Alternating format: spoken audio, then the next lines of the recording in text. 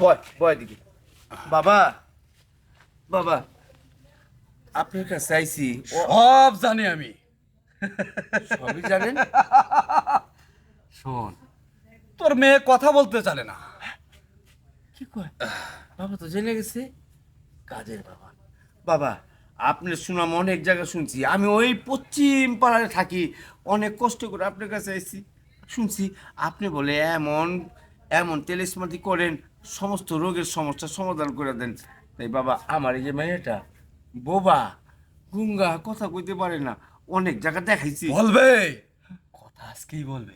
হ্যাঁ কোন কি বাবা? এই আস্তানা ভেঙে কথা বলা যাবে? কোন হ্যাঁ, তোর মেয়েকে এখানে শুয়ে দে। শুয়ে দেবো? বাবার কারিশমা দেখ। এইটা কোন কারিশমা? আয় আয়, এই যে কয় আমি জবান খুলে যাবে। শুয়ে দে এখান তোর মেয়েকে, যা শুয়ে দে।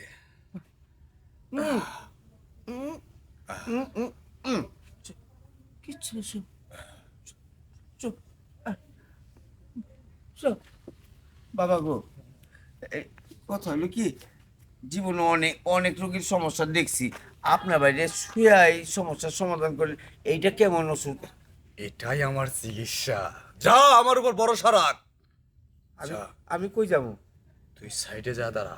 শোন, যতক্ষণ পর্যন্ত তোর মেয়ের জবানে কথা না আসবে, ততক্ষণ পর্যন্ত এক দাম দিয়ে 101 টাকা দিয়ে একটা পদ্ম ফুল কিনে নিয়ে আসবি।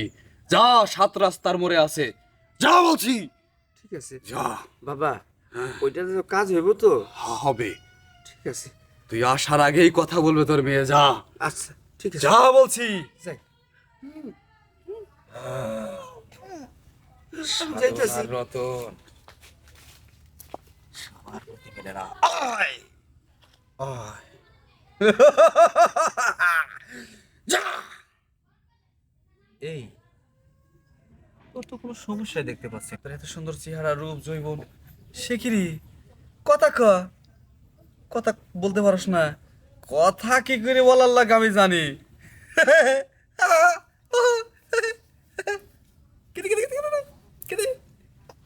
সে কি রে? আসলে তো সমস্যা আছে কণ্ঠে। দাঁড়া, চিন্তা করিস নে।